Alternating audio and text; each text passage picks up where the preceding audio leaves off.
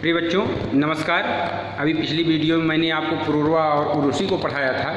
रामधारी सिंह दिनकर की ही रचना है अभिनव मनुष्य और अभिनव मानव।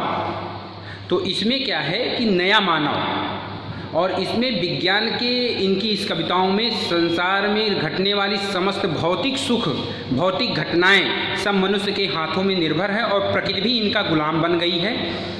इसी को संबोधित करते हुए रामधारी सिंह दिनकर बता रहे हैं कि हे मनुष्य, आपको विज्ञान रूपी तलवार का प्रयोग करना ही नहीं है। इसका प्रयोग करोगे वो स्वतः को ही नुकसान पहुंचाती है।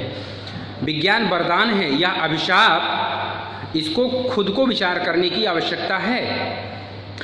तो अभिनव मानव में रामधारी सिंह दिनकर ने विज्ञान के चमत्कार का तो स्वागत किया है, लेकिन उसके दुरुपयोग को नकार दिया है। तो आइए पढ़ते हैं हम अभिनव मानव।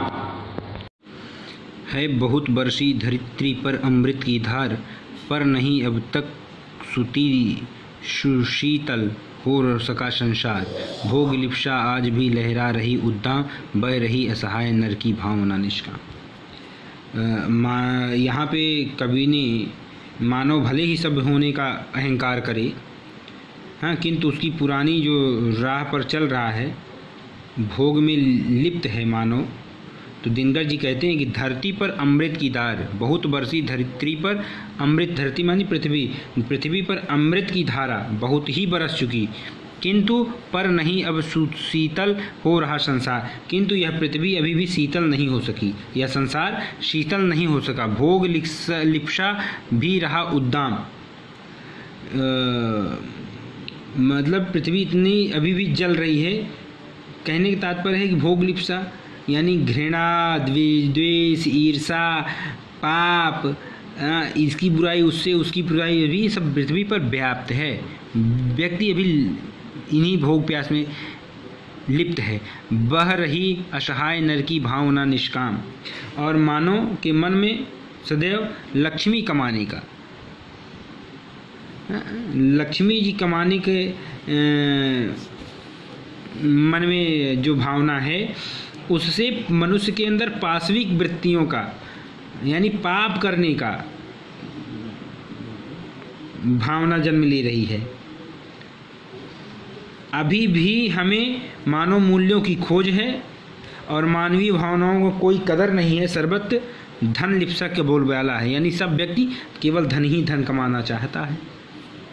भीष्म हो अथवा युधिष्ठिर या कि हो भगवान, आज का मनुष्य चाहे वो भीष्म हो, युधिष्ठिर हो, कृष्ण हो, बुद्ध हो, राम हो, अशोक हो, ईसा मसीह हो, सबको अपने श्रेष्ठ मानकर, बुद्ध हो कि अशोक, गांधी हो कि यीशु महान, बुद्ध माने बुद्ध, अशोक और ईसा मसीह, सब अपने आप को श्रेष्ठ माने बैठे हैं। सिर झुका सबको, सभी को श्रेष्ठ निज मान, और सबको श्रेष्ठ मानिए, सबके आगे सिर झुकाइए। मात्र वाचिक ही उन्हें देता हुआ सम्मान, मतलब वाचिक माने वचनों से, उनका कर्म से आदर नहीं देता, बल्कि अपने केवल वचनों से ही उनका सम्मान करता है। हाँ, ये जो श्रेष्ठ पुरुष हैं, मनुष्य, आज का मनुष्य इन श्रेष्ठ पुरुषों को काम करके उनकी कर्म की प्रधानता नहीं है, बल्कि केवल वचनों से सम्मान करता है। इनके विशेष दिनों पर इनकी अर्चन पूजन वंदन कर लेता है, केवल वचन से ही सबका जयकारा बुला देता है। दग्ध कर पर को स्वयं भी भोगता सुखदा, लेकिन जा रहा मानव चला अब भी पुरानी राह, यानी उनके द्वारा जो मार्ग बताए गए हैं उस राह पर नहीं चलता। इसी के कारण वह दूसरे को दुखी करते हुए स्वयं भी दुख भोग रहा है। अगर उनके बताए हुए रास्ते पे चले मनुष्य तो इतना दुख ना मिले। तो यहाँ पे जो भाषा है वो हमारी खड़ी बोली है। अलंकार में रूपक, उपमा, अनुप्रास और शब्द शक्ति लक्षणा गुण प्रसाद है। आज की दुनिया विचित्र नवीन प्रकृति का पर सर्वत्र है। विजयी पुरुष आसीन है बंधे नर के करों की वार। विद्युत भाग हुक्म पर चढ़ता उतरता है पवन का ताप। है नहीं बाकी कहीं व्यवधान लांघ सकता नर सरित गिर सिंधु एक समान। कवि कहता है कि आज की दुनिया पहले से भिन्न तथा नवीन है। विचित्र माने भिन्न और नवीन माने नया, नवीन है। प्रकृति पर सर्वत्र विजयी पुरुष आसीन। वैज्ञानिक विजयी पुरुष माने या वैज्ञानिक प्रगति के कारण आज के मानव ने सारी प्रकृति पर विजय प्राप्त कर ली है। हैं बंधे नर के करों में वारी। और यहाँ नर के करों में, नर माने मनुष्य के हाथों में, वारी माने जल, विद्युत भाप, हुक्म पर चढ़ता उतरता पवन का ताप और उनके आदेश पर हवा की गर्मी। है नहीं बाकी कहीं व्यवधान। कहने का तात्पर्य है कि नदियाँ, पर्वत, सागर, सर्दी, गर्मी कोई मनुष्य की विजय यात्रा का बाधक नहीं बन सकती। पानी, बिजली और भाप को मनुष्य ने अपने बस में कर रखा है और उनसे अपनी इच्छा अनुसार सेवा कराता। आप देख रहे हैं भाप, कुकर में आज कुछ डालिए, भाप का ही दम है, वो झट से पक जाती है। भाप से बिजली का निर्माण हो रहा है।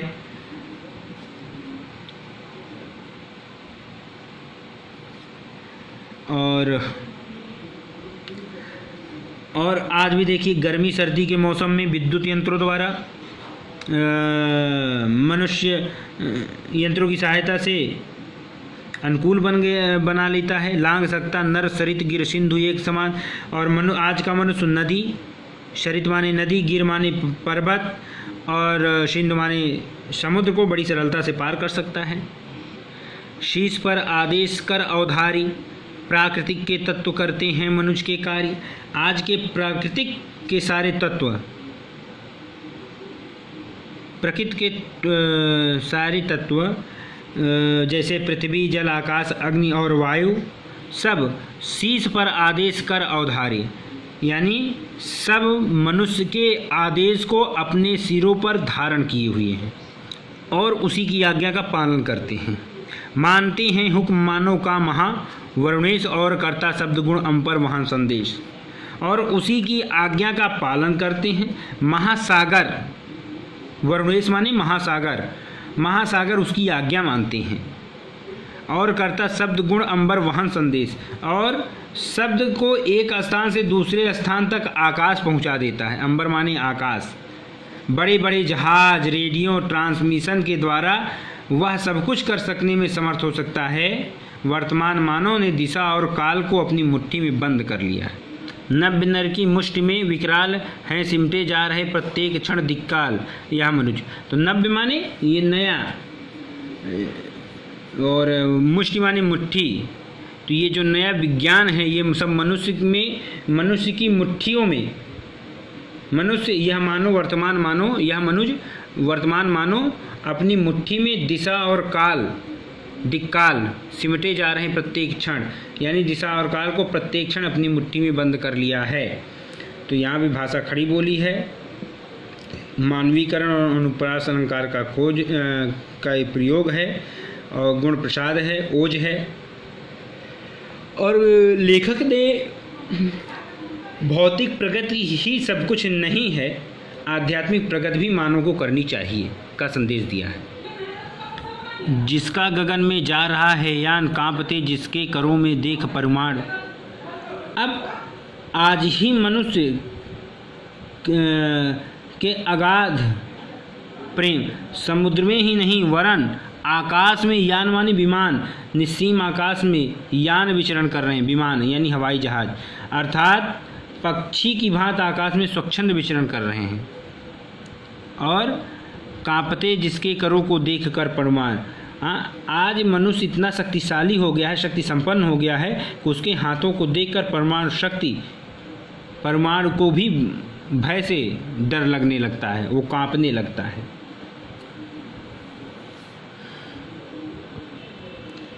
खोल कर अपना हृदय गिर सिंधु भू आकाश है सुना जिसको चुके निज गुरु हितम इतिहास। दिनकर जी कहते हैं कि आज मनुष्य अपनी बुद्धि और शोध पर प्रवृत्ति के कारण हृदय गिरी यानी पर्वत, सागर, सिंधु माने सागर, भू माने पृथ्वी और आकाश माने आकाश भी हृदय खोलकर अपना गुप्त इतिहास बता चुके हैं। गुहितम माने गुप्त इतिहास बता चुके हैं। अब तो प्रकृति भी समस्त रहस्यों से पर्दा हटा चुकी है। खुल गए पर्दे, रहा अब क्या यहाँ अज्ञेय। प्रकृति भी अब समस्त पर्दे हटा चुकी है, अब कुछ भी अज्ञात नहीं है।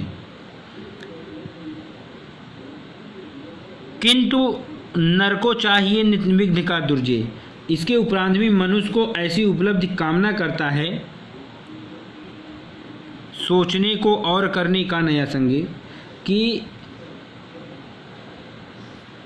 अपने लिए ऐसे अवरोधों और बाधाओं को आमंत्रित करता है जिसको सोचने के लिए कुछ भी नहीं बचा। नव्य जय का क्षेत्र पाने को नया उत्कर्ष। और अज्ञेय जी कहते कि वह मतलब कि वो जो चिंतन करता है, सोचता है, कर्म की दृष्टि से प्रत्येक बार नए ढंग का संघर्ष करने को लालायित रहता है, उसके इन कारण नवीन क्षेत्रों में विजय प्राप्त करके वो निरंतर आगे बढ़ते रहना चाहता है। परधरा सुपरीक्षिता विश्लिष्ट स्वाद विहीन। फिर दिनकर जी कहते हैं मनुष्य की प्रवृत्ति प्रगति के नित्य नए क्षेत्र खोजती रहती है पृथ्वी पर। कहने का तात्पर्य है कि संपूर्ण पृथ्वी की जांच परख करके देख ली, उसका विश्लेषण कर लिया, किंतु अब पृथ्वी में कोई तथ्य ऐसा नहीं है। यह पढ़ी पोथी न देख सकती प्रवेग नवीन। अब जिस प्रकार मनुष्य पुस्तक पढ़कर सभी उसका ज्ञान आसानी से प्राप्त कर लेते हैं, उसी प्रकार मनुष्य पृथ्वी को भी पढ़ लिए हैं। एक लघु हस्तमालक यह भूमंडल गोल। पृथ्वी पर क्योंकि कोई भी अज्ञेय नहीं है, अर्थात कहने का तात्पर्य यह है कि कोई अनजान नहीं है। यह नवीन वैज्ञानिक प्रगति हेतु शोध के संवर्ध में मनुष्य पृथ्वी की जानकारी हस्तमालक यह एक भूमि मंडल गोल यानी पृथ्वियों की जानकारी ऐसी सुलभ हो गई है जिससे वह अपनी हथेली पर रखकर गोल मटोल छोटे से आंवला मतलब ग्लोब जिसको आप कहते हैं सब बना लिया है। मानवों ने पढ़ लिए हैं, पृष्ठ हैं खोल। निष्कर्ष यह है कि मनुष्य ने पृथ्वी रूपी पुस्तक का एक ही पृष्ठ पढ़कर उसको कंठस्थ कर लिया है, याद कर लिया है, उसके विषय में सब कुछ जानकारी प्राप्त कर ली है। भाषा खड़ी बोली है, शैली प्रबंधात्मक है, अलंकार उपमा रूपक है, रसबीर है, छंद गेय पद में है, गुण ओज है, शब्द शक्ति अव्यय लक्षण भी है। किंतु नर प्रज्ञा सदा गतिशालिनी उद्दाम, ले नहीं सकती कहीं रुक रुक एक पल विश्राम। तो उद्दाम माने तीव्र। दिनकर जी ने स्पष्ट किया है कि मानव की बुद्धि, नर माने मनुष्य, प्रज्ञा माने बुद्धि, मनुष्य की बुद्धि सदैव गतिशालिनी गतिशील और उद्दाम माने तीव्र यानी सदैव तीव्र गति से चलती रहती है। ले नहीं सकती कहीं रुक रुक कर एक पल भी विश्राम, और वह कहीं एक क्षण के लिए भी रुक भी नहीं सकती यानी एक पल के लिए भी कहीं विश्राम नहीं लेती। यह परीक्षित भूमि, यह पोथी पठित प्राचीन। मानव के सामने अब यह मानव ने धरती की पुस्तक को भली बात पढ़ लिया है, अब यह उसके लिए पुरानी पड़ गई है और सोचने को दे उसे अब कौन सी नवीन। अब उसके लिए सोचने के लिए कोई नई बात शेष नहीं रह गई है। यह लघुग्रह भूमिमंडल व्योम यह संकीर्ण, यह संपूर्ण भूमंडल उसके लिए छोटा सा ग्रह बन गया है और व्योम माने आकाश उसके लिए सिकुड़ सा गया है, संकीर्ण माने सिकुड़ गया है। चाहिए नर को नया कुछ और जग विस्तीर्ण। अब तो मानो अपने लिए एक नया क्षेत्र चाहता है और उसी में कोई नया और व्यापक संसार प्राप्त हो। इस प्रकार मानव नए और विस्तृत संसार को खोजने की प्रयत्न कर रहा है। फिर कहते हैं यह मनुष्य ब्रह्मांड का सबसे सुरम्य प्रकाश। वैज्ञानिक वैभव से संपन्न मनुष्य आज संपूर्ण संसार की शोभा है। वह अपने ज्ञान विज्ञान से संपन्न अनंत प्रकाश का भंडार है। कुछ छिपा सकते न जिससे भूमि या आकाश। आकाश और से पाताल तक हर वस्तु ज्ञान प्राप्त करने में सक्षम है और इससे मनुष्य से कोई बातें छुप नहीं सकती हैं। यह मनुष्य जिसकी शिखा उद्दाम कर रहे, जिसको चराचर भक्ति युक्त प्रणाम। यह मनुष्य की जो तीव्र शिखाएं हैं, शिखा का तात्पर्य यहाँ चोटी से नहीं बल्कि उसके अपने कार्य करने की तीव्रता से है। कर रहे जिसको चराचर भक्ति युक्त प्रणाम। ये संसार में सभी चीज़ें प्रकृति हो वो मनुष्य को प्रणाम कर रही हैं। यह मनुष्य जो सृष्टि का श्रृंगार है, ज्ञान का विज्ञान का आलोक का आगार है। यह जो आज का मनुष्य है संसार का, वो संसार में भौतिक वस्तुओं का श्रृंगार कर रहा है, चाहे वो ज्ञान का हो विज्ञान का हो। मनुष्यता ही नहीं बल्कि मानव धर्म, परोपकार, सहायता ही सब कुछ विज्ञान के प्रकाश का भंडार है। व्योम से पाताल तक सब कुछ इसे है गे। आकाश से लेके पाताल तक सब कुछ मनुष्य जानता है। गे माने जानना। पर न यह परिचय मनुष्य का, यह न उसका से। जो भी कुछ जानता है यह उसका परिचय नहीं है, ना ही उसका यह श्रेय है। जो भी कुछ है वो सब उसकी बुद्धि के है। मनुष्य का जो भौतिक और बौद्धिक इच्छा शक्ति है वो सब उसकी देन है। श्रेय मानव से असीमित, मान मोह से प्रीत। आज का जो मनुष्य है, मनुष्य के प्रति मनुष्य का प्रेम सच्चा मानव धर्म है, यही मनुष्यता है। एक नर से दूसरे के बीच का व्यवधान तोड़ दे जो बस, वही ज्ञानी वही विद्वान और मानव भी वही। जाति धर्म वैज्ञानिक के अंदर मतभेद, व्यक्ति का व्यक्ति के अंदर मतभेद को दूर करना ही सच्चा ज्ञान है, सच्ची विद्वता है, सच्ची मानवता है। वही व्यक्ति आज वही ज्ञानी है, वही विद्वान है और वही मानव है। वही सब कुछ है। ज्ञान और विद्वता सब बेकार है। तो यहाँ पे भाषा खड़ी बोली है और आप देखेंगे ये प्रगतवादी भावना दृष्टिगोचर हो रही है। रूपक अलंकार है और अतिशयोक्ति अलंकार है और कवि ने यहाँ पे मानव के प्रति प्रेम करुणा की सच्ची भावना को प्रकट किया है। सावधान मनुष्य, यदि विज्ञान है तलवार तो फेंक दे, तजकर मुँह स्मित के पार। अब देखिए, मानव को विज्ञान के विनाशकारी रूप से सावधान करते हुए दिनकर जी कहते हैं, ए मनुष्य सावधान हो जा, क्योंकि ये विज्ञान विनाशकारी तलवार है, तू उसको दूर फेंक दे। तजकर मोह, यानी इससे जो तुम्हारा प्रेम है उसका त्याग कर मन से निकाल दे। स्मृत माने याददाश्त, याद, इसके मोह को निकाल दे, उसकी भावना को त्याग दे। यह सिद्ध हो चुका है। कभी कहता है कि स्पष्ट हो गया है, सिद्ध हो गया है कि तू अभी अबोध बच्चे की तरह है। फूल कांटों की तुझे कुछ भी नहीं पहचान, तुझमें फूल और तथा कांटों को परख लेने की क्षमता नहीं है। खेल सकता तू नहीं ले हाथ में तलवार। फूल कांटों की परख की क्षमता नहीं है। जब भले बुरे का भेद करने का तुझको ज्ञान नहीं है तो तू विज्ञान की तीखी तलवार को अपने हाथों में लेकर खेल नहीं सकता।